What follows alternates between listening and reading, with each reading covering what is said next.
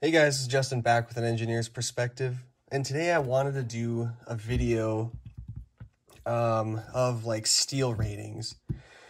I've seen some videos, where they kind of put them in the A, B, C, D, E, F and kind of go through and categorize them or whatever, but I wanted to do this in a very engineer's perspective style. And so this is what I came up with after kind of messing around with it. This is just for me to take notes here or to visualize. I'll post a nice looking one in this video here for you to look at.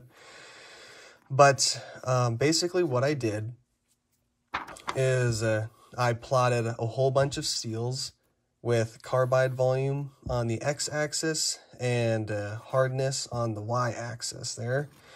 And the reason I did is because I strongly see the correlation of the two leading to steels that I like and dislike. And keeping in mind that a lot of these data points on here are, especially in the hardness category, but very much so in the carbide volume, are just estimates of my experiences because I don't know what the hardness or the carbide volume was of the Cruwear I've used or the S35VN I've used or the 10V. I don't know that for sure because it varies depending on many factors in the heat treatment process. So keep in mind that these are estimations, but for the most part, with the examples I've got, this is kind of how things has shook out in terms of my likability scale. And yeah, so just with that caveat, let's kind of dive in. So let's start out first by driving attention to the blue line that I awkwardly put kind of in the middle there.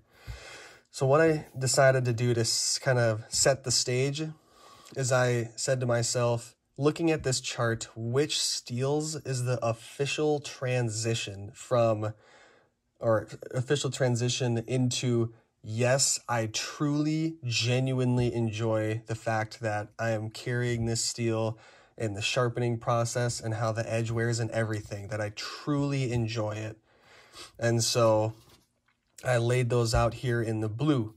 And the kind of starting on the top here, at the very tippy top, you've got Rex 45 at 66 Rockwell.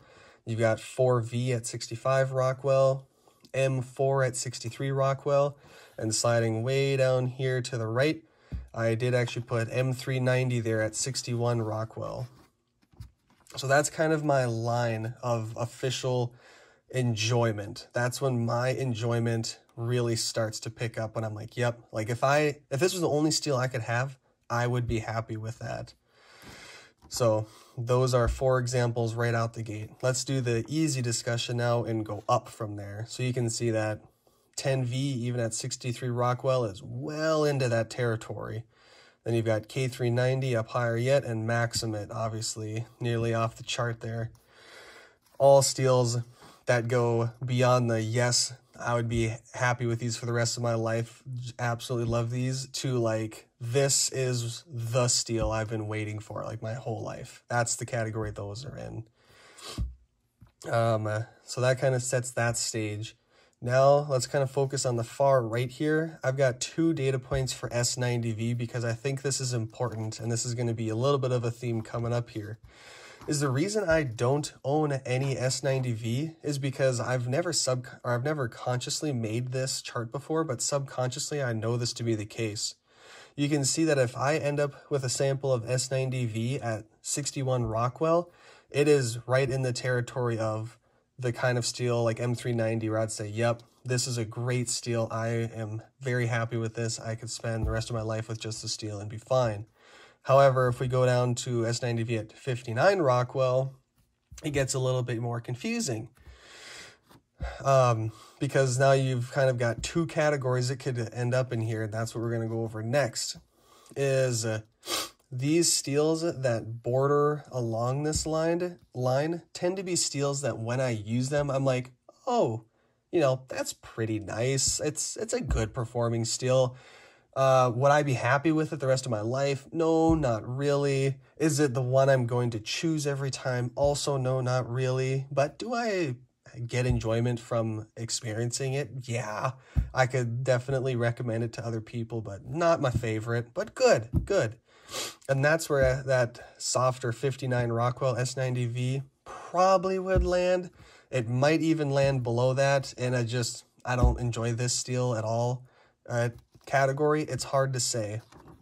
But let's kind of move up to the left from S90V up to this 204P here. This is an estimation of what's in my military, and it lands into that category of, yeah, I enjoy this steel. It's good, you know, but do I choose it? No. And then we take a slide down to 20CV at 59 Rockwell, representing what's in my 940. And it's fully outside of the territory of feeling that way. It's in the like, yeah, this isn't that great, but whatever. Like it's fine, whatever. 154 CM, that falls well into the category of no, like it's same as that 20 CV. Let's kind of recover back up into S45 VN because it's bordering that line. Once again, the reason why I don't have S45 VN yet is because it looks to land in a spot where I'd say, yep, that is a good steel. I can see why people enjoy it. It does perform well, but not well enough for me. Slide up to Cruair.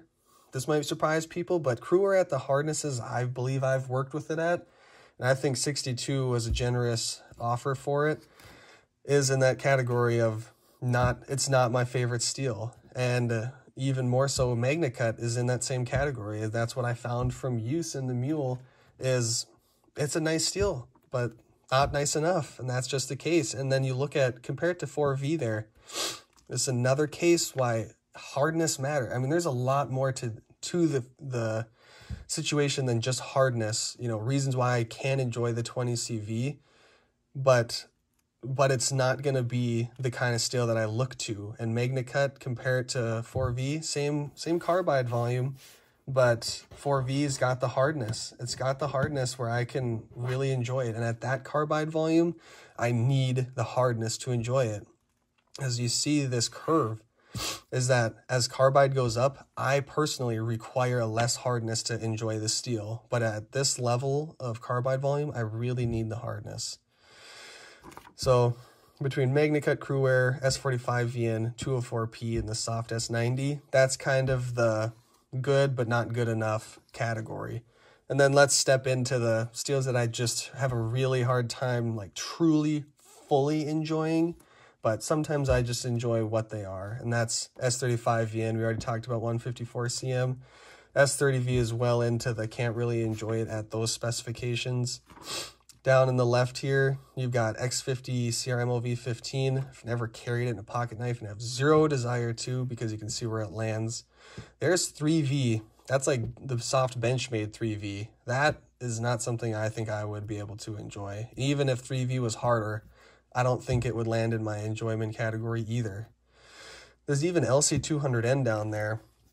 Now, I enjoy LC200N, not in the same way that I enjoy M4 or anything like that. Not even in the same way I would enjoy MagnaCut, but I do really enjoy LC200N.